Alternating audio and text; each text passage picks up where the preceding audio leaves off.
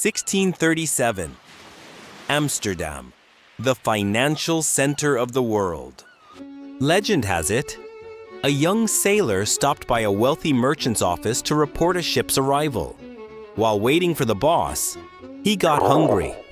Sitting on the counter was an onion, a bit dry looking perhaps, but it would go perfectly with his herring. And so crunch. He ate it with gusto. There was just one small problem. That wasn't an onion. It was a Semper Augustus tulip bulb. Congratulations, son. You just ate a riverside mansion, a luxury carriage, and the retirement fund of your entire family tree for breakfast. Welcome to Tulip Mania, the first financial bubble in human history. To understand why people went insane over a flower, we first have to look at their wallets. The 17th century Dutch weren't just rich, they were filthy rich. Thanks to the Dutch East India Company, gold and silver flowed into Amsterdam like water. But here is the paradox of wealth. When everyone has money, money becomes cheap. Interest rates hit the floor. You couldn't just put your cash in a savings account. You had to buy something. But buy what? Apple stock didn't exist. Bitcoin was 400 years away. And there was one more factor few people talk about: the plague. In 1636, the Black Death returned. When you watch your neighbors drop dead overnight, you develop a very modern mentality. YOLO. You only live once. Why save for retirement when you might not survive the week? People wanted a thrill. They wanted to gamble with fate.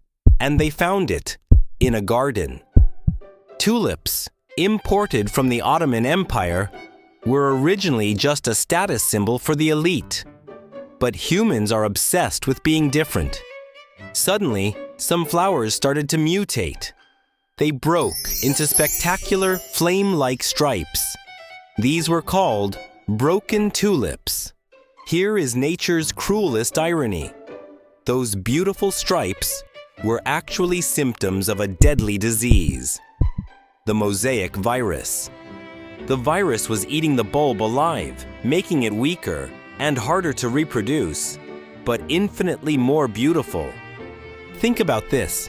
The Dutch financial market was pricing a living creature based on how close to death it was. The sicker the flower, the rarer it became. The rarer it became, the more the price went to the moon. It's basically like paying thousands of dollars for ripped jeans today. Logic doesn't matter. Only the flex matters. There was a small technical problem. Tulips only bloom in spring. You can only dig up the bulbs in summer. So what did investors do for the rest of the year? Sit around and relax? Absolutely not. The Dutch invented something that changed the financial world forever: derivatives. They started trading futures contracts. They didn't buy the flower. They bought the promise to deliver the flower next year. Locals called this wind handle, literally trading wind. No one actually held the bulbs.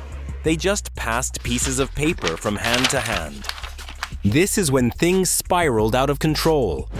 The market was no longer just for the elite.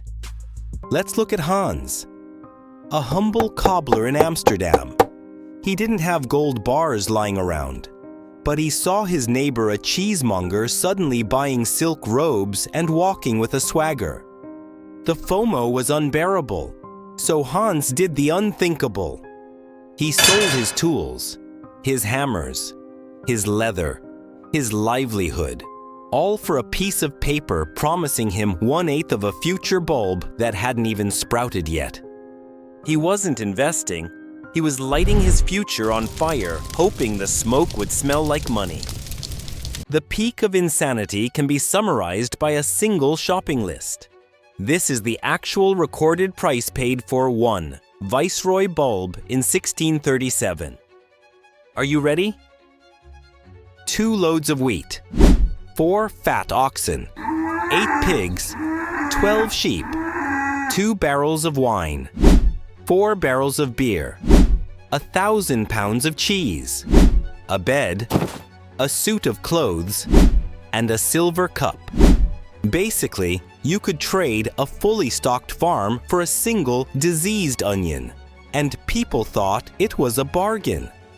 Everyone thought they were a genius. Everyone thought they could sell it to a greater fool for a higher price. But the law of musical chairs is absolute.